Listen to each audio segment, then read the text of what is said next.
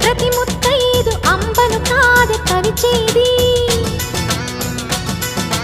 తన మదిలోని కలకలనన్ని అమ్మలకేగ తెలిపేది నెలతలే లేకుంటే దేవుడికి నెలవేది భక్తులే రాకుంటే గుడికి ఇక వెలుగేది దయతోటి కుంకుమ పూలు అక్షింతలు మనమంతా ఇవ్వాలి తన తాళి నిలపాలి తాళి కాచి ముత్తైదా